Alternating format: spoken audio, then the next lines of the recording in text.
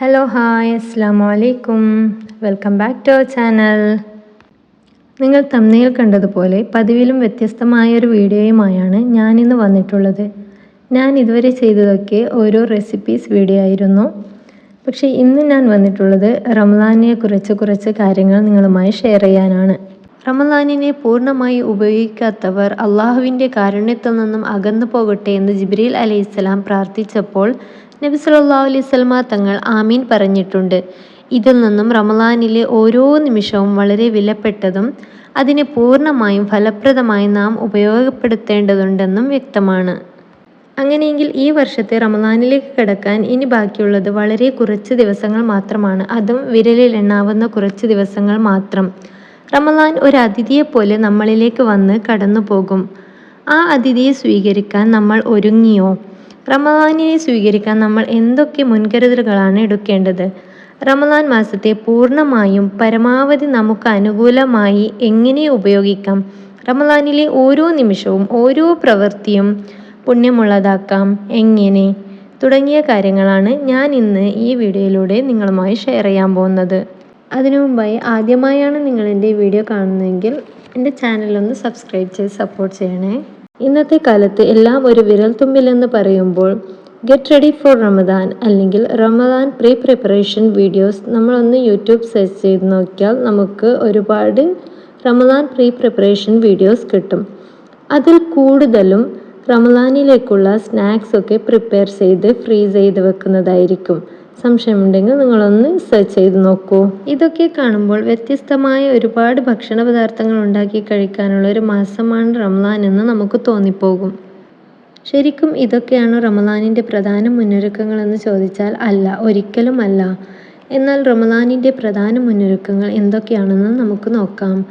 അതിനു മുമ്പായി as a Muslim നമ്മളോടൊരാൾ ചോദിക്കുന്നു, എന്താണ് റമദാൻ? എന്തിനാണ് റമദാൻ? മറ്റുള്ളവർ പോട്ടെ, നമ്മുടെ കുഞ്ഞുമക്കൾ തന്നെ നമ്മളോട് റമദാനിനെ കുറിച്ച് ചോദിച്ചാൽ അവർക്ക് പറഞ്ഞു കൊടുക്കാൻ ശരിയായൊരു ഡെഫിനിഷൻ നമ്മുടെ പക്കലുണ്ടോ? നോമ്പെടുക്കാനുള്ള മാസമാണ് റമദാൻ എന്നായിരിക്കും നമുക്ക് ഒറ്റ വാക്കിൽ പറയാനുള്ളത്. ശരിക്കും നോമ്പെടുക്കുക എന്നത് മാത്രമാണോ റമദാനിൻ്റെ പ്രത്യേകത? അല്ലെങ്കിൽ നോമ്പെടുക്കാനായി മാത്രമുള്ളൊരു മാസമാണോ റമദാൻ? അല്ല.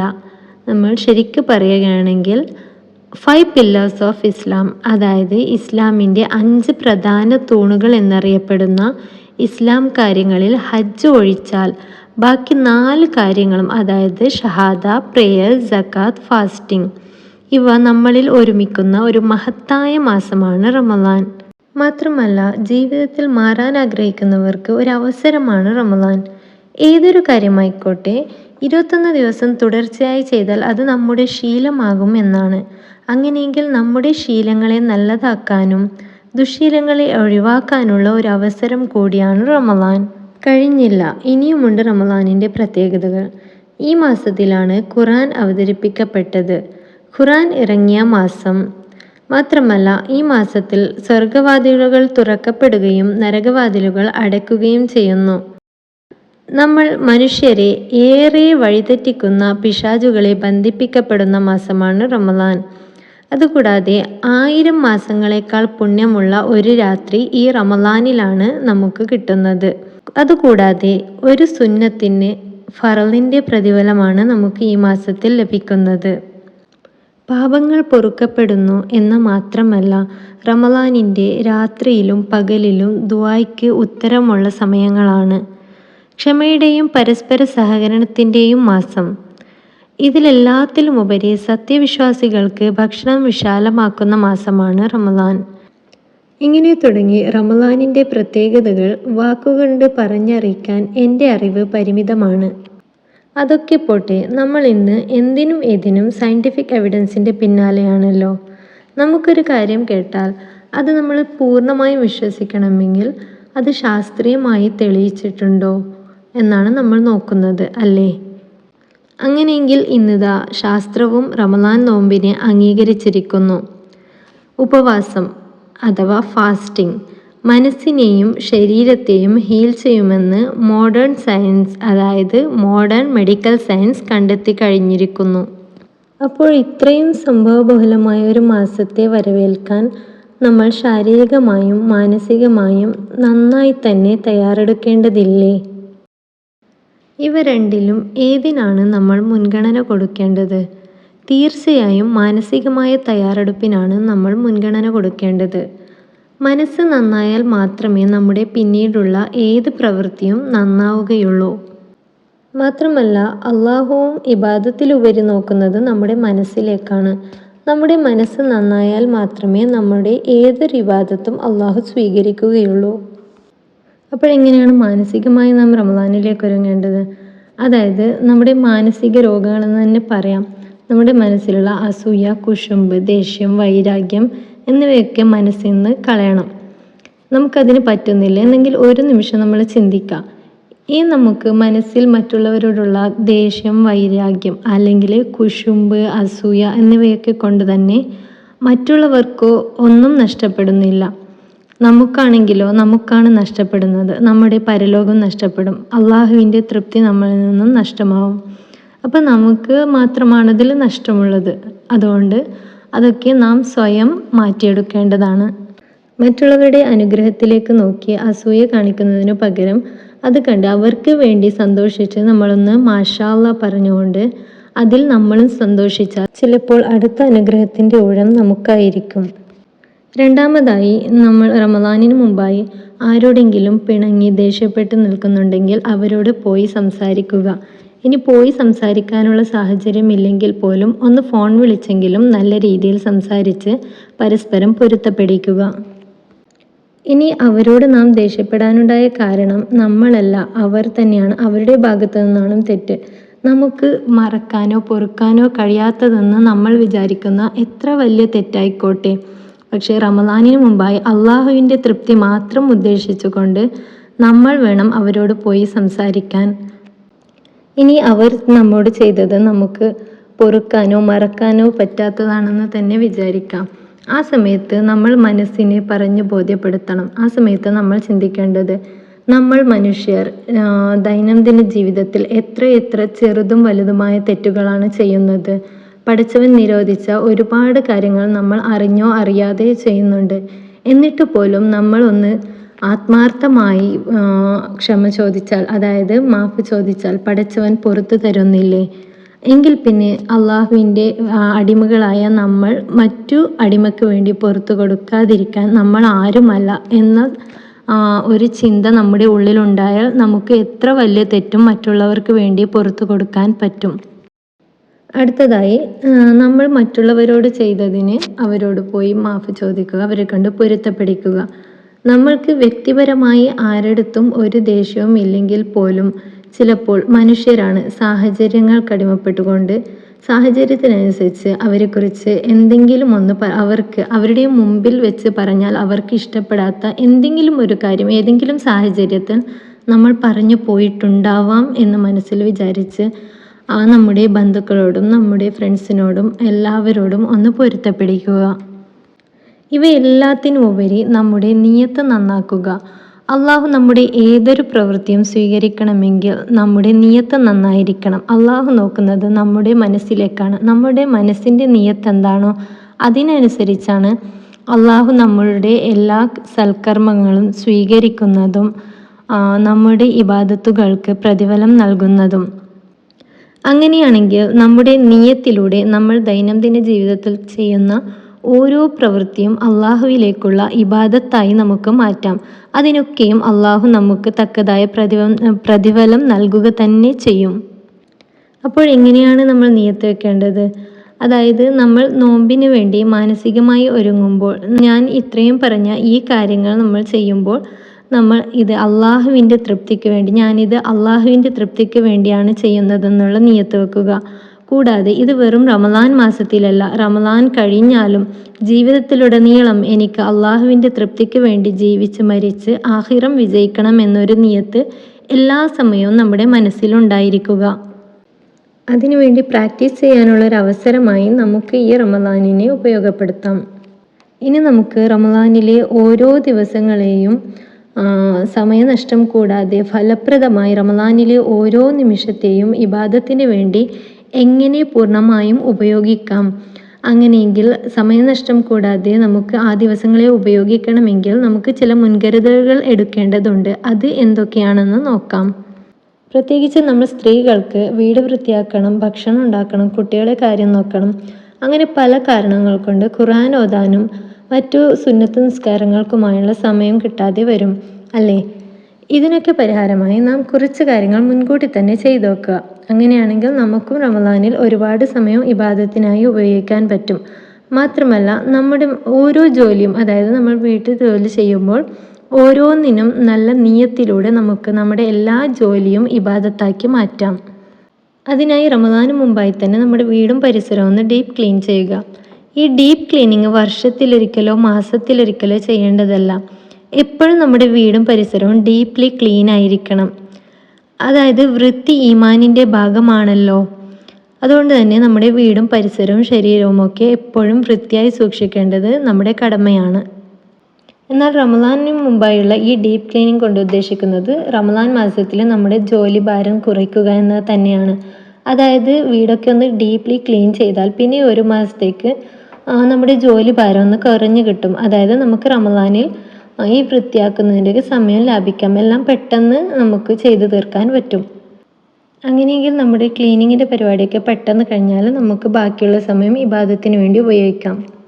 മാത്രമല്ല റമദാനിന് മുമ്പായി നമ്മളിങ്ങനെ ക്ലീൻ ചെയ്യുമ്പോൾ അത് നമ്മൾ റമദാനിനെ വരവേൽക്കാനാണ് ഞാനിത് ചെയ്യുന്നത്. അതായത് ഞാനിത് ചെയ്യുന്നത് റമദാനിനെ വരവേൽക്കാനാണ് റബ്ബേ, എനിക്ക് നീ ഇതിൻ്റെ പ്രതിഫലം നൽകണേ എന്ന് നിയത്ത് വെച്ചാൽ നമുക്ക് അതിൻ്റെ പുണ്യം കൂടി കിട്ടും. രണ്ടാമതായി നമ്മുടെ വീടിനകത്ത് ഓരോ മുക്കും മൂലയും നന്നായി വൃത്തിയാക്കുക. അതായത് വീടിനകത്ത് ആവശ്യമുള്ള സാധനങ്ങൾ മാത്രം വെച്ച് ബാക്കിയുള്ളവ ആവശ്യമില്ലാത്ത ഒരുപാട് അധികം സാധനങ്ങളുണ്ടെങ്കിൽ മാറ്റി വെക്കുക. ഇത് നമ്മുടെ വീട് എപ്പോഴും വൃത്തിയായി കിടക്കാൻ സഹായിക്കും. അതോടൊപ്പം തന്നെ നമ്മുടെ ഷെൽഫൊക്കെ ഒന്ന് ക്ലീൻ ചെയ്ത് ഡ്രസ്സൊക്കെ ഒന്നുകൂടി നന്നായി മടക്കി അറേഞ്ച് ചെയ്ത് വെക്കുക. ഒരുപാട് പഴയതും മുഷിഞ്ഞതുമല്ലാത്ത അത്യാവശ്യം നല്ല വസ്ത്രങ്ങൾ നമ്മൾ ഉപയോഗിക്കാതെ വെക്കുന്നുണ്ടെങ്കിൽ അതെടുത്ത് ആർക്കെങ്കിലും ആവശ്യക്കാർക്ക് കൊടുക്കുക. അടുത്തതായി നമ്മുടെ വീടൊന്ന് ചെറുതായ രീതിയിലെങ്കിലും ഡെക്കറേറ്റ് ചെയ്യുക. അതായത് വലിയ വലിയ ഡെക്കറേഷൻസ് ഒന്നല്ല ഉദ്ദേശിക്കുന്നത്. ചെറുതായ രീതിയിൽ ലൈറ്റ്സ് കൊണ്ടോ അല്ലെങ്കിൽ നമ്മുടെ ക്രാഫ്റ്റ് പേപ്പേഴ്സൊക്കെ ഇല്ലേ, ക്രാഫ്റ്റ് പേപ്പേഴ്സ് ഉപയോഗിച്ച് കുട്ടികളെ കൊണ്ട് തന്നെ കുറച്ച് ഡെക്കറേറ്റീവ് ഐറ്റംസ് റമദാൻ കരീമെന്നോ റമദാൻ മുബാറക് എന്നോ അങ്ങനെയൊക്കെ എഴുതിച്ച് കുട്ടികളെ കൊണ്ട് തന്നെ ഉണ്ടാക്കിച്ച് നമുക്ക് വീടിൻ്റെ ഏതെങ്കിലും ഒരു ഭാഗത്ത് അലങ്കരിക്കാം. അത് നമ്മൾ നോമ്പ് തുറക്കാനിരിക്കുന്ന ആ ഭാഗമാണെങ്കിൽ കൂടുതൽ നല്ലതായിരിക്കും. ഇതുകൊണ്ട് ഉദ്ദേശിക്കുന്നത് നമുക്ക് കുട്ടികളെ റമദാനിലേക്ക് കൂടുതൽ എക്സൈറ്റഡ് ആക്കാം എന്നുള്ളതാണ്. അതായത് നമ്മൾ ഇങ്ങനെ ചെയ്യുമ്പോൾ ഈ റമദാൻ മാസം എന്തോ ഒരു വലിയ പ്രത്യേകതയുള്ള മാസമാണെന്നുള്ളൊരു ബോധം കുട്ടികളിൽ ഉണ്ടാവും. അടുത്തതായി നമ്മുടെ prayer mat and prayer dress, അതായത് നമ്മുടെ നിസ്കാരക്കുപ്പായം മുസല്ലയൊക്കെ നന്നായി കഴുകി വൃത്തിയാക്കി അതിൽ നല്ല അത്തറൊക്കെ പൂശി വെക്കുക. ഒരുപാട് പഴയതും കീറിയതും കരിമൺ കുത്തിയതുമൊക്കെ ആയ നിസ്കാരക്കുപ്പായമാണ് ഉള്ളതെങ്കിൽ അതൊന്ന് മാറ്റി റമദാനിന് മുമ്പായി ഒരു പുതിയ നിസ്കാരക്കുപ്പായവും മുസല്ലയും ഒക്കെ വാങ്ങി വെക്കുന്നത് നല്ലതായിരിക്കും. പിന്നെ ഒരു കാര്യം എന്ന് പറയുന്നത്, നമ്മൾ മുസല്ല അതായത് പ്രെയർ മാറ്റ് വാങ്ങുമ്പോൾ ശ്രദ്ധിക്കുക, അധികം ഡിസൈൻസ് ഒന്നും ഇല്ലാത്ത പ്ലെയിൻ ആയിട്ടുള്ള മുസല്ല വാങ്ങാൻ ശ്രദ്ധിക്കുക. ഇത് നമുക്ക് നിസ്കാരത്തിൽ ശ്രദ്ധ തെറ്റാതെ കൂടുതൽ കോൺസെൻട്രേറ്റഡായി നിസ്കരിക്കാൻ സഹായിക്കും. അടുത്തതായി നമ്മൾ സ്ത്രീകൾ ഏറ്റവും കൂടുതൽ ഫേസ് ചെയ്യുന്ന ഒരു കാര്യമാണ് നമ്മുടെ കൂടുതൽ സമയം കിച്ചണിൽ സ്പെൻഡ് ചെയ്യുക എന്നുള്ളത്. റമദാനിലേക്ക് വേണ്ടി നോമ്പ് തുറക്കുന്ന സമയത്തേക്ക് ഒരുപാട് ഭക്ഷണ പദാർത്ഥങ്ങൾ ഉണ്ടാക്കുന്നതിലൂടെ നമ്മൾ ഒരുപാടധികം സമയം വേസ്റ്റ് ചെയ്യുന്നുണ്ട്. അതുകൊണ്ട് തന്നെ നമ്മൾ നോമ്പ് തുറക്കാൻ വേണ്ടി ഭക്ഷണങ്ങൾ ഒരുപാട് ഉണ്ടാക്കി വേസ്റ്റ് ചെയ്യാതെ പരമാവധി കുറച്ച് ഭക്ഷണങ്ങൾ ഉണ്ടാക്കാൻ ശ്രമിക്കുക. നമുക്ക് രാവിലെ മുതൽ വൈകുന്നേരം വരെ വിശന്നിരുന്ന് ആ നോമ്പ് തുറക്കുന്ന സമയത്ത് ഒരുപാടൊന്നും കഴിക്കാൻ എന്തായാലും പറ്റില്ല. അങ്ങനെയാകുമ്പോൾ നമ്മൾ ഉണ്ടാക്കിയ ഭക്ഷണങ്ങളൊക്കെ തന്നെയും വേസ്റ്റ് ആവും. സാധാരണ പതിവിലും എല്ലാ മാസങ്ങളെക്കാളും കൂടുതൽ ചില വീടുകളിൽ റമദാൻ മാസത്തിലാണ് ഒരുപാട് ഭക്ഷണങ്ങൾ ഉണ്ടാക്കി വേസ്റ്റ് ചെയ്യുന്നത്.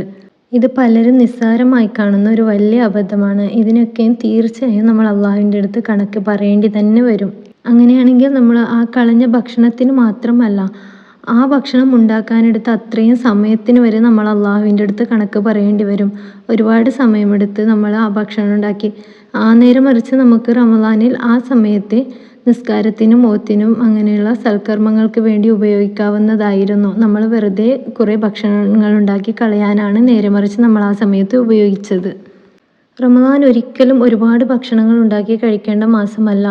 നേരെ മറിച്ച് ഭക്ഷണത്തിൽ മിതത്വം പാലിച്ച് കൂടുതൽ ഇബാദത്ത് ചെയ്യേണ്ട, അള്ളാഹുവിലേക്ക് അടുക്കേണ്ട മാസമാണ് റമദാൻ. ഒരുപാട് പേർക്ക് നോമ്പ് തുറക്കുന്ന സമയത്ത് പലതരം ഭക്ഷണങ്ങൾ വേണമെന്നുള്ളൊരു നിർബന്ധ ബുദ്ധിയുണ്ട്. അവർ ശ്രദ്ധിക്കുക, ഭക്ഷണങ്ങൾ കൂടുതലായി കഴിക്കാനുള്ളൊരു മാസമല്ല റമദാൻ, ഇബാദത്തിന് വേണ്ടിയുള്ള മാസമാണ്. അങ്ങനെ നിർബന്ധമുള്ളവർക്ക് വേണമെങ്കിൽ ചെറിയൊരു ടിപ്പ് ഞാൻ പറഞ്ഞുതരാം. അതായത് നമ്മുടെ അയൽപ്പക്കങ്ങളിൽ കൂടുതലും ഒന്നെങ്കിൽ നമ്മുടെ ബന്ധുക്കൾ അല്ലെങ്കിൽ നമ്മുടെ അയൽവാസികൾ നമ്മുടെ നല്ല കൂട്ടുകാരായിരിക്കും. അങ്ങനെയെങ്കിൽ നമ്മൾ പരസ്പരം ഒരു ധാരണയിലെത്തി നമ്മൾ ഉണ്ടാക്കുന്ന ഭക്ഷണം പരസ്പരം അങ്ങോട്ടും ഇങ്ങോട്ടും കൈമാറുക. അതൊരു നല്ല ശീലമായിരിക്കും. ഇത് നിർബന്ധമുള്ള കാര്യമല്ല. ഒന്നിൽ കൂടുതൽ ഭക്ഷണം വേണം നിർബന്ധമുള്ളവർക്ക് സമയം ലാഭിക്കാനുള്ളൊരു ചെറിയ ടിപ്പായാണ് ഞാനിത് പറഞ്ഞത്. അതായത് നമ്മളിപ്പോൾ നോമ്പ് തുറക്കാനായി എന്തെങ്കിലും സ്നാക്സോ മറ്റോ ഉണ്ടാക്കുന്ന സമയത്ത് ഒരു 10 പേർക്ക് വേണ്ടിയുള്ള ഏതെങ്കിലും ഒരു ഐറ്റം ഉണ്ടാക്കുന്നതും ഒരു 2 പേർക്ക് 2 ഐറ്റം ഉണ്ടാക്കുമ്പോഴും കുറച്ച് ക്വാണ്ടിറ്റി കൂടുതലാണെങ്കിൽ പോലും നമ്മൾ ഈ 2 ഐറ്റം ക്വാണ്ടിറ്റി കുറഞ്ഞ ഈ 2 ഐറ്റം ഉണ്ടാക്കുന്ന അത്രയും സമയം നമുക്ക് വേണ്ടി വരില്ല, ക്വാണ്ടിറ്റി കുറച്ച് കൂടുതലായി ഒരേ ഐറ്റം ഉണ്ടാക്കാൻ. അതുകൊണ്ടാണ് ഇങ്ങനെ പറഞ്ഞത്. അപ്പോൾ നമ്മളിങ്ങനെ സേവ് ചെയ്യുന്ന അത്രയും സമയം കൊണ്ട് നമുക്ക് എന്തെങ്കിലും ഒരു ഇബാദത്ത് ചെയ്യാൻ പറ്റിയാൽ അതായിരിക്കും ഏറ്റവും നല്ലത്. കൂടാതെ നമുക്ക് റമദാനിലേക്ക് ആവശ്യമായ, അതായത് ഒരു മാസത്തേക്കുള്ള ഗ്രോസറി ഐറ്റംസ് പരമാവധി റമദാനിന് മുമ്പായി തന്നെ വാങ്ങി വെക്കാൻ ശ്രമിക്കാം. ഇതുകൊണ്ട് നമുക്ക് ഇടയ്ക്കിടയ്ക്കുള്ള ടൗണിൽ പോക്ക് ഒഴിവാക്കാം. അതുപോലെ തന്നെയാണ് ഫ്രൂട്ട്സ് ആയാലും വെജിറ്റബിൾസ് ആയാലും കുറച്ചധികം തന്നെ വാങ്ങി നമുക്ക് മാക്സിമം എത്ര കൂടുതൽ ദിവസം സ്റ്റോർ ചെയ്യാൻ പറ്റുന്നോ ആ രീതിക്ക് സ്റ്റോർ ചെയ്ത് വെക്കുക. അതുപോലെ തന്നെ നമുക്ക് കുക്കിങ്ങിന് ആവശ്യമായ ജിഞ്ചർ ഗാർലിക് പേസ്റ്റ് കുറച്ചധികം തന്നെ ഉണ്ടാക്കി വെക്കാം. കൂടാതെ മുളക് മല്ലിയൊക്കെ വറുത്തരച്ച് വെക്കുന്നവരുണ്ടാവും, വറുത്ത് പൊടിച്ച് വെക്കുന്നവരുണ്ടാവും. അതൊക്കെ റമദാനിന് മുമ്പായി തന്നെ എല്ലാം ചെയ്ത് വെക്കുക. അടുത്തതായി പ്ലാനിങ് ആണ്. അതായത് നമ്മുടെ റമദാനിൽ ഡെയിലി റൂട്ടീനൊന്ന് പ്ലാൻ ചെയ്ത് വെക്കുക. പ്ലാൻ ചെയ്ത് വെക്കുക എന്ന് പറഞ്ഞാൽ അത് നമ്മളൊരു ബുക്കും പെന്നെടുത്ത് എഴുതി തന്നെ വെക്കുക. അതായത് നമ്മുടെ ഡെയിലി റൂട്ടീൻ, നമ്മുടെ ഓരോ ജോലി, നമ്മുടെ കുക്കിങ്, ക്ലീനിങ്, പിന്നെ നമുക്ക് ഖുർആൻ ഓതാനുള്ള സമയം ഏതൊക്കെയാണെന്ന് തീരുമാനിച്ച് നമ്മൾ ഓരോ സമയത്ത് എന്തൊക്കെ ജോലികളാണ് ചെയ്യേണ്ടത് അതൊക്കെ ഒരു ബുക്കും പെന്നെടുത്ത് സമയം ക്രമീകരിച്ച് എഴുതി വെക്കാം. ഇത് നമുക്ക് റമദാനിൽ എല്ലാ ജോലികളും എളുപ്പത്തിൽ പെട്ടെന്ന് തീർക്കാൻ ഹെൽപ്ഫുള്ളായിരിക്കും. അടുത്തതായി നമ്മൾ നോമ്പ് തുറക്കുന്ന സമയത്ത് ശ്രദ്ധിക്കേണ്ട കുറച്ച് കാര്യങ്ങളാണ്. അതായത് നോമ്പ് തുറക്കുന്ന ആ സമയം നമുക്ക് ദുആക്ക് ഇജാബത്തുള്ള സമയമാണ്. ഇത് പലരും ശ്രദ്ധിക്കാതെ പോകുന്നു. അതായത് നമ്മൾ ആ നോമ്പ് തുറക്കുന്നതിന് ഒരു 10 മിനിറ്റ് മുമ്പെങ്കിലും നമ്മുടെ എല്ലാ ജോലിയും തീർത്ത് ഭക്ഷണങ്ങളൊക്കെ ടേബിളിൽ റെഡിയാക്കി വെച്ചതിന് ശേഷം കുട്ടികളെയും കൂടി ഇരുത്തി നമ്മൾ അള്ളാഹുവിനോട് നമ്മുടെ എല്ലാ കാര്യങ്ങളും അതിലാദ്യമായി മുൻഗണന കൊടുത്ത് നമ്മുടെ ആഖിറം വിജയിക്കുവാനും ബാക്കി നമ്മുടെ എല്ലാ കാര്യങ്ങളും പറഞ്ഞ് ആ സമയത്ത് നമ്മൾ ദുആ ചെയ്താൽ എന്തായാലും നമുക്ക് ദുആക്ക് ഉത്തരം ലഭിക്കും. അതുകൂടാതെ നമുക്ക് ബാങ്ക് കേട്ട് നോമ്പ് തുറക്കുന്ന സമയത്ത് നമ്മൾ പല സുന്നത്തുകളും മറന്നു പോകുന്നുണ്ട്. അതായത് ബിസ്മി ചൊല്ലുക. പിന്നെ നമ്മൾ വെള്ളം കൊണ്ടല്ല ആദ്യം നോമ്പ് തുറക്കാൻ മുൻഗണന കൊടുക്കേണ്ടത് പാകമായ ഈത്തപ്പഴത്തിനാണ്. ഈത്തപ്പഴം അല്ലെങ്കിൽ രണ്ടാമതായി കാരക്ക, അത് കിട്ടിയില്ലെങ്കിൽ വെള്ളം കൊണ്ട്. ഈ വെള്ളം കുടിക്കുമ്പോഴും നമ്മൾ 3 പ്രാവശ്യമായി കുടിക്കാൻ ശ്രദ്ധിക്കുക. പിന്നെ അതോടൊപ്പം തന്നെ നമ്മൾ ബാങ്കിന് ഉത്തരം നൽകുക തുടങ്ങിയവ നമ്മൾ പ്രത്യേകം ശ്രദ്ധിക്കണം. അതുപോലെ തന്നെ നോമ്പ് മുറിച്ച് കഴിഞ്ഞ ശേഷമുള്ള ദുആ അത് നമ്മൾ പഠിച്ചു വെക്കുക, അല്ലെങ്കിൽ എഴുതി വെച്ച് മറക്കാതെ ചൊല്ലുക. പിന്നെ നമ്മൾ നോമ്പ് തുറക്കുന്നത് വേറെ എവിടെയെങ്കിലും പോയാണ്, അതായത് നമ്മൾ ആരെങ്കിലും നോമ്പ് തുറപ്പിക്കുകയാണെങ്കിൽ അവർക്ക് വേണ്ടി പ്രത്യേകം പ്രാർത്ഥിക്കുക. കൂടാതെ നമ്മളും കഴിയുന്നത് പോലെ നമ്മുടെ ബന്ധുക്കളെയും അയൽക്കാരെയൊക്കെ വിളിച്ച് നോമ്പ് തുറപ്പിക്കുക. അതായത് അത് ഒരു ദിവസം തന്നെ വലിയ ചടങ്ങായി നിർവഹിക്കണമെന്നൊന്നുമില്ല. നമുക്ക് കഴിയുന്നത് പോലെ ഓരോരാളെ ഓരോരോ ദിവസം നോമ്പ് തുറപ്പിച്ചാലും മതിയാവും. അങ്ങനെയാണെങ്കിൽ നമുക്ക് ജോലിഭാരം കുറഞ്ഞു കിട്ടും. നമ്മുടെ നിസ്കരിക്കാനും ഓതാനും ഇബാദത്തിനുള്ള സമയവും നമുക്ക് ലാഭിക്കാം. ഇനി റമദാനിൽ നമ്മളൊരാളെ നോമ്പ് തുറപ്പിക്കാന്ന് വെച്ചാൽ വളരെയേറെ പുണ്യമുള്ളൊരു കാര്യമാണ്. ഇത് ഫർള് അല്ലെങ്കിൽ കൂടി നമുക്ക് സുന്നത്താണെങ്കിൽ പോലും റമദാനിൽ സുന്നത്തിന് ഫർളിൻ്റെ കൂലിയാണല്ലോ കിട്ടുക. അതുകൊണ്ട് നോമ്പ് തുറപ്പിക്കാന്ന് വെച്ചാൽ വളരെയേറെ പുണ്യമുള്ള കാര്യം തന്നെയാണ്. എന്നിട്ട് നമ്മൾ ഈ നോമ്പ് തുറപ്പിക്കുന്ന സമയത്തും പലരും ശ്രദ്ധിക്കാത്ത, അതായത് പ്രത്യേകിച്ച് സ്ത്രീകൾ, നമ്മൾ മഗ്‌രിബിൻ്റെ സമയത്ത് ജോലി തിരക്കിനിടയിൽ നിസ്കാരം കളാക്കാറുണ്ട്. അതുപോലെ തന്നെ നോമ്പ് തുറക്കാനുള്ള സമയത്തേക്ക് ഉണ്ടാക്കുന്ന ഭക്ഷണം ഭക്ഷണം ഉണ്ടാക്കുന്ന സമയത്ത് നമ്മൾ ളുഹർ അസറൊക്കെ ചിലപ്പോൾ കളായി പോകാറുണ്ട്. ഇത് നമ്മൾ നോമ്പ് തുറപ്പിക്കുക എന്നുള്ളൊരു സുന്നത്ത് എടുക്കുന്ന സമയത്ത് ഫർള് നഷ്ടപ്പെടുത്തിയ ഹറാമിൻ്റെ ശിക്ഷ കിട്ടാനുള്ളൊരു കാരണമാവും. അതുകൊണ്ട് അത് പ്രത്യേകം ശ്രദ്ധിക്കുക. നമ്മൾ എന്ത് ജോലി തിരക്കിനിടയിലാണെങ്കിലും നിസ്കാരം കളാവാതെ നിലനിർത്താം. അങ്ങനെയെങ്കിൽ ഞാൻ അതിനൊരു ടിപ്പ് പറഞ്ഞുതരാം. അതായത് നമ്മൾ ഈ നോമ്പ് തുറപ്പിക്കുന്ന പരിപാടിയൊക്കെ പരമാവധി നമുക്ക് നിസ്കാരം ഇല്ലാത്ത ദിവസങ്ങളിലാക്കാൻ ശ്രമിക്കുക. അതായത് നമ്മുടെ പീരിയഡ്സിൻ്റെ ആദ്യ ദിവസങ്ങളിലൊന്നല്ല. അപ്പോൾ നമുക്ക് പ്രയാസങ്ങളൊക്കെ ഉണ്ടാവും. നമ്മൾ അങ്ങനെയുള്ള പ്രയാസങ്ങളൊന്നും ഇല്ലാതെ നമ്മൾ നല്ല ഹെൽത്തി ആയിരിക്കുന്ന ഒരു ദിവസം തിരഞ്ഞെടുത്ത് അന്ന് ആ പരിപാടി വെക്കാൻ ശ്രമിക്കുക. ഇത് പറയുമ്പോഴാണ് ഞാൻ വേറൊരു കാര്യം കൂടി ഓർത്തത്. അതായത് നമുക്ക് ഷോപ്പിങ്ങിനായി നമുക്ക് ഈ ദിവസങ്ങളെ ഉപയോഗിക്കാം. അതായത് നമുക്കിപ്പോൾ പെരുന്നാളിനുള്ള ഡ്രസ്സ് എടുക്കണമെങ്കിൽ അല്ലെങ്കിൽ നമുക്ക് ടൗണിൽ പോകാനൊക്കെ നമ്മൾ പരമാവധി നിസ്കാരം ഇല്ലാത്ത ദിവസങ്ങളിൽ പോവാം. പിന്നെ വേറൊരു കാര്യം എന്ന് വെച്ചാൽ ഇങ്ങനെ നിസ്കാരമില്ലാത്ത സമയം, അതായത് നിസ്കാരമില്ലാത്ത നോമ്പില്ലാത്ത സമയങ്ങളിൽ പല സ്ത്രീകളും ടൗണിൽ പോകുന്ന സമയത്ത് നോമ്പില്ലെങ്കിൽ പോലും ടൗണിൽ വെച്ച് അല്ലെങ്കിൽ ഏതെങ്കിലും ജ്യൂസ് കടയിൽ പോയി വെള്ളമോ ജ്യൂസോ എന്തെങ്കിലും കുടിക്കുന്നത് കണ്ടിട്ടുണ്ട്. ഇത് വളരെ തെറ്റായൊരു പ്രവണതയാണ്. നമുക്ക് നോമ്പില്ലെങ്കിൽ പോലും നമ്മൾ പരസ്യമായി വെള്ളം കുടിക്കാനോ ഭക്ഷണം അതായത് ജ്യൂസോ ഭക്ഷണമൊന്നും കഴിക്കാൻ പാടില്ല. ഇങ്ങനെ ചെയ്യുന്നത് തീർച്ചയായും റമദാൻ മാസത്തെ ബഹുമാനിക്കാത്ത ഒരു പ്രവണത തന്നെയാണ്.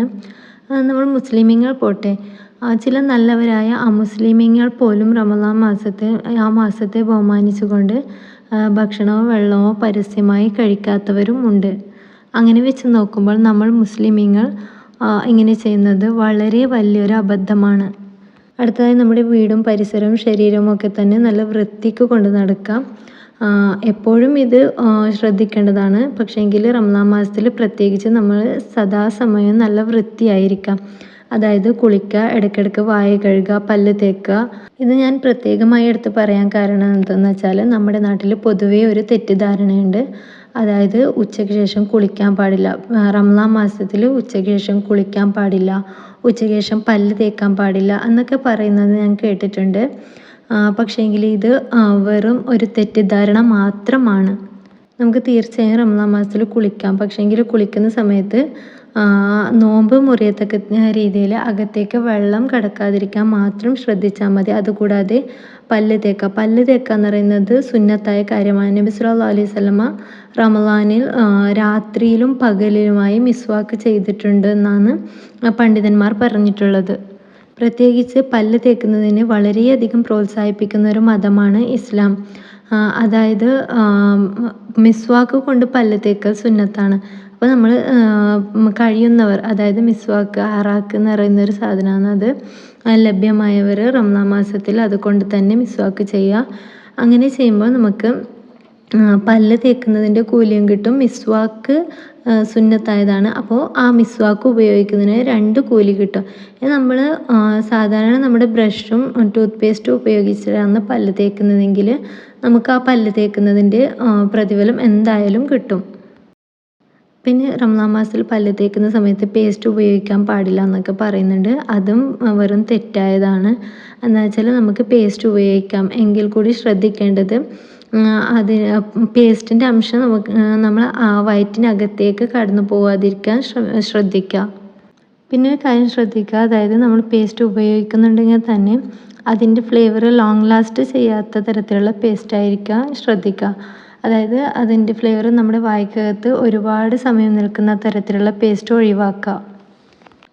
ഇനി നമുക്ക് ബ്രഷ് ചെയ്യാൻ പറ്റാത്ത സാഹചര്യത്തിൽ പുറത്തെവിടെയെങ്കിലും ആണെങ്കിൽ പോലും നമ്മൾ ഇടയ്ക്കിടയ്ക്ക് വായ കഴുകി വൃത്തിയാക്കാൻ ശ്രദ്ധിക്കുക.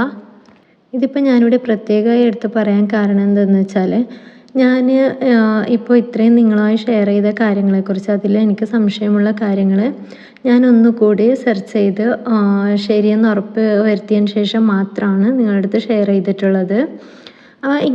ഇതിനു വേണ്ടി ഞാൻ യൂട്യൂബിലൊരു വീഡിയോ കണ്ട സമയത്ത്, അതായത് നോമ്പിൻ്റെ ഗുണങ്ങളെക്കുറിച്ച് പറയുന്നൊരു വീഡിയോയുടെ താഴെ ഒരു അമുസ്ലിമായ ഒരാൾ കമൻറ്റ് ചെയ്തിരുന്നതായിരുന്നു. എന്താണെന്ന് വെച്ചാൽ റമദാൻ മാസത്തിൽ ഇവറ്റയുടെ വായനാറ്റാണ് സഹിക്കാൻ പറ്റാത്തതെന്ന്. അവർ നമ്മൾ ഇങ്ങനെ പറയണമെങ്കിൽ ഇത് നമ്മൾ അവരെ കൊണ്ട് പറയിപ്പിക്കുന്നതാണ്. അതായത് നമ്മുടെ ചില തെറ്റിദ്ധാരണകൾ കൊണ്ടും അന്ധവിശ്വാസങ്ങൾ കൊണ്ടും നമ്മൾ അവരെ കൊണ്ട് ഇത് പറയിപ്പിക്കുന്നതാണ് ചെയ്യുന്നത്.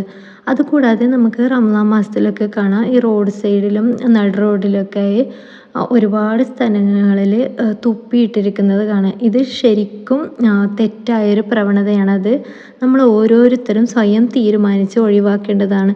ഇതൊക്കെ ചെയ്യുന്നത് കൊണ്ട് നമ്മൾ എത്രയും പവിത്രമായ പരിശുദ്ധമായൊരു റമദാനിനെ മറ്റു മതസ്ഥർക്ക് മുമ്പിൽ വികൃതമാക്കി കാണിക്കുകയാണ് ചെയ്യുന്നത്. ഈ വായനാറ്റത്തെക്കുറിച്ച് പറയുമ്പോൾ ചിലരെങ്കിലും പറയും, നമ്മൾ പഠിച്ചിട്ടുള്ളതാണ്, അതായത് റമദാനിൽ നോമ്പുകാരൻ്റെ വായനാറ്റം അള്ളാഹുവിൻ്റെ അടുത്ത് പ്രതിഫലമുള്ളതാണെന്ന്. ആ പറയുന്നത് കൊണ്ട് ഉദ്ദേശിക്കുന്നത് നമ്മൾ റമദാൻ മാസത്തിൽ വായനാറ്റിച്ചു കൊണ്ട് നടക്കണം എന്നല്ല. ഈ നോമ്പുകാരൻ്റെ വായനാറ്റം എന്ന് പറയുന്നത് നമ്മൾ ഭക്ഷണം വെള്ളമൊക്കെ ഉപേക്ഷിച്ച് ഒരുപാട് മണിക്കൂർ ഇങ്ങനെ ഇരിക്കുന്ന സമയത്ത് നമ്മുടെ ശരീരത്തിനകത്ത് നടക്കുന്ന ഒരു കെമിക്കൽ പ്രോസസ്സിങ്ങിൻ്റെ ഫലമായാണ് ഈ വായനാറ്റം കൂടുതലായി ഉണ്ടാകുന്നത്. അങ്ങനെയാണെങ്കിൽ തീർച്ചയായും നമ്മൾ വായ വൃത്തിയാക്കിയതിന് ശേഷവും നമുക്കതിൻ്റെ പ്രതിഫലം കിട്ടും എന്നാണ് ഞാൻ അന്വേഷിച്ചപ്പോൾ എനിക്ക് പഠിക്കാൻ സാധിച്ചത്. ഈ ഒരു വിഷയത്തിൽ എനിക്കും ഉണ്ടായിരുന്ന സംശയമാണ് ഞാൻ ഈ വീഡിയോ ചെയ്യുന്നതിലൂടെ, അതായത് വീഡിയോയ്ക്ക് വേണ്ടി ഞാനത് പഠിക്കാൻ ശ്രമിച്ചപ്പോൾ എൻ്റെ സംശയവും ക്ലിയറായി കിട്ടി. അതാണ് ഞാൻ നിങ്ങളായി ഷെയർ ചെയ്തത്, അല്ലാതെ എൻ്റെ സ്വന്തമായൊരു അഭിപ്രായമല്ല. ഇപ്പോൾ അത്യാവശ്യം റമദാനിൻ്റെ മുന്നൊരുക്കങ്ങളെക്കുറിച്ചും റമദാനിൽ ശ്രദ്ധിക്കേണ്ട ചില കാര്യങ്ങളെക്കുറിച്ചൊക്കെ ഞാൻ ഈ വീഡിയോയിൽ പറഞ്ഞിട്ടുണ്ട്. ഇത് മാത്രമല്ല, നമുക്ക് പഠിക്കുകയാണെങ്കിൽ റമദാനിനെക്കുറിച്ച്, അതായത് റമദാനിനെക്കുറിച്ച് മാത്രമല്ല നമ്മുടെ ദീനിനെക്കുറിച്ച് ഒരുപാട് കാര്യങ്ങൾ പഠിക്കാനുണ്ട്. അതായത് നമ്മളിനി മരിക്കുവോളം ദീനിനെക്കുറിച്ച് പഠിച്ചാലും നമ്മുടെ അറിവ് അപൂർണമായിരിക്കും. അത്രയും നമുക്ക് പഠിക്കാനുണ്ട്. അങ്ങനെയെങ്കിൽ ഈ റമദാൻ മാസത്തിൽ കുറച്ച് സമയം നമ്മൾ ദീനിനെക്കുറിച്ച് പഠിക്കാൻ വേണ്ടി മാറ്റിവെക്കുക. പിന്നെ ഒരുപാട് ഖുർആൻ ഓതുക, പരമാവധി ഖത്തം ഓതാതെ തീർക്കാൻ ശ്രമിക്കുക. അതുകൂടാതെ ഒരുപാട് ദിക്റുകളുണ്ട്, ഒരുപാട് ദിക്റ് ചൊല്ലുക. ദിക്റ് നമുക്ക് എല്ലാ സമയത്തും ചൊല്ലിക്കൊണ്ടിരിക്കാവുന്നതാണ്. നമുക്ക് ചെറുതും വലുതുമായ ഒരുപാട് പുണ്യമുള്ള ഒരുപാട് ദിക്റ് റമദാനിൽ ചൊല്ലി തീർക്കാൻ പറ്റും. ഇത് നമുക്ക് മറക്കാതിരിക്കാൻ വേണ്ടിയിട്ട് നമ്മൾ കൂടുതൽ സമയം ചിലവഴിക്കുന്ന കിച്ചണിൽ അല്ലെങ്കിൽ നമ്മൾ വീട്ടിനകത്ത് നമുക്ക് പെട്ടെന്ന് കാണാൻ പറ്റുന്ന സ്ഥലത്ത് ഒരു വൈറ്റ് പേപ്പറിൽ ദിക്റെന്നോ അല്ലെങ്കിൽ ചില ദിക്റുകളൊക്കെ എഴുതി അവിടെ ഇവിടെയായി ഒട്ടിച്ചു വെക്കുക. ഇതുപോലെ ചെയ്യുകയാണെങ്കിൽ നമുക്ക് എല്ലാ സമയത്തും മറക്കാതെ ദിക്റ് ചൊല്ലിക്കൊണ്ടിരിക്കാൻ പറ്റും. ഇത് മാത്രമല്ല, നമുക്ക് റമദാൻ മാസത്തിൽ ഓതേണ്ട അല്ലെങ്കിൽ ചൊല്ലേണ്ട പ്രധാനപ്പെട്ട ദിക്റുകളും ദുആകളും മറന്നു പോകാതിരിക്കാൻ വേണ്ടി റമദാൻ മാസത്തിന് മുമ്പായി തന്നെ ഒരു ബുക്കിലോ പേപ്പറിലോ ഓരോ ദുആകളും ദിക്റുകളും ഓരോന്നായി എഴുതി വെക്കുക. ഇങ്ങനെ ചെയ്യുന്നതുകൊണ്ട് നമുക്ക് റമദാൻ മാസത്തിൽ ഒരു പ്രധാനപ്പെട്ട ഒരു ദിക്റോ ദുആയോ ഒന്നും മറക്കാതെ തന്നെ എല്ലാം ചൊല്ലിത്തീർക്കാവുന്നതാണ്. ഇങ്ങനെയുള്ള ചെറിയ ചെറിയ കാര്യങ്ങൾ മുൻകൂട്ടി ചെയ്തു വെക്കുന്നതിലൂടെ നമുക്ക് റമദാനിനെ പൂർണ്ണമായും നമുക്ക് അനുകൂലമായി ഉപയോഗിക്കാൻ പറ്റും. അതായത് റമദാൻ കഴിഞ്ഞു പോകുമ്പോൾ നമ്മൾ റമദാനിൻ്റെ മുഴുവൻ പുണ്യവും നേടിയിട്ടുണ്ടാവും. നാളെ അള്ളാഹുവിൻ്റെ അടുക്കൽ റമദാൻ മാസം അനുകൂലമായി സാക്ഷി പറയുന്നവരുടെ കൂട്ടത്തിൽ അള്ളാഹു നമ്മളെ ഉൾപ്പെടുത്തുമാറാവട്ടെ. എൻ്റെ വാക്കുകൾ നിങ്ങൾ ഇതുവരെയും കേട്ടിട്ടുണ്ടെങ്കിൽ നിങ്ങൾ തീർച്ചയായും റമദാനിലെ എല്ലാ ദുആയിലും നിങ്ങൾ എന്നെയും എൻ്റെ കുടുംബത്തെയും ഉൾപ്പെടുത്തുക. അതുപോലെ തന്നെ നമ്മൾ ദുആ ചെയ്യുന്നതോടൊപ്പം നമ്മൾ എല്ലാ മുഅ്മിനീങ്ങൾക്കും വേണ്ടി പ്രത്യേകം ദുആ ചെയ്യുക. അങ്ങനെ ദുആ ചെയ്യുന്ന സമയത്ത് അള്ളാഹു നമ്മളുടെ ദുആ സ്വീകരിക്കുന്നതായിരിക്കും. നമ്മുടെ ദീൻ എന്ന് പറയുന്നത് വളരെ സുന്ദരമായൊരു മതമാണ്. അതായത് നമ്മുടെ ഇസ്ലാം മതത്തേക്കാൾ സുന്ദരമായ വേറൊരു മതം ഇല്ല. എന്നിട്ട് പോലും നമ്മൾ നമ്മുടെ അറിവില്ലായ്മ കൊണ്ടും നമ്മുടെ തെറ്റിദ്ധാരണ കൊണ്ടും മറ്റുള്ളവർക്ക് മുന്നിൽ നമ്മുടെ ദീനിനെ വികൃതമാക്കി കാണിക്കുന്നു. നമുക്കെല്ലാവർക്കും ദീനിനെക്കുറിച്ച് കൂടുതൽ പഠിക്കാനും നമ്മുടെ തെറ്റിദ്ധാരണകളും അന്ധവിശ്വാസങ്ങളും മാറ്റിയെടുക്കാനും അള്ളാഹു തൗഫീഖ് ചെയ്യട്ടെ. അതിനും കൂടി നമ്മുടെ ഈ റമദാൻ നമുക്ക് ഉപയോഗപ്പെടുത്താം. അള്ളാഹുവിനോടും അള്ളാഹുവിൻ്റെ അടിമകളോടും ചെയ്തു പോയ ഓരോ തെറ്റും നമുക്ക് ഓരോരുത്തർക്കും പുറത്തു കിട്ടുവാനും മാത്രമല്ല ഒരുപാട് പുണ്യങ്ങൾ ഈ റമദാൻ മാസത്തിൽ വാരിക്കൂട്ടുവാനും നമുക്ക് ഓരോരുത്തർക്കും അള്ളാഹു തൗഫീക്ക് ചെയ്യട്ടെ എന്ന് പ്രാർത്ഥിച്ചുകൊണ്ടും എനിക്കും എൻ്റെ കുടുംബത്തിനും വേണ്ടി നിങ്ങളെല്ലാവരും പ്രാർത്ഥിക്കണമെന്നുള്ള ദുആ വസിയത്തോടു കൂടി ഞാൻ ഈ വീഡിയോ വൈൻഡപ്പ് ചെയ്യുന്നു. അസ്സലാമു അലൈക്കും വറഹ്മത്തുള്ളാഹി വബറകാതുഹു.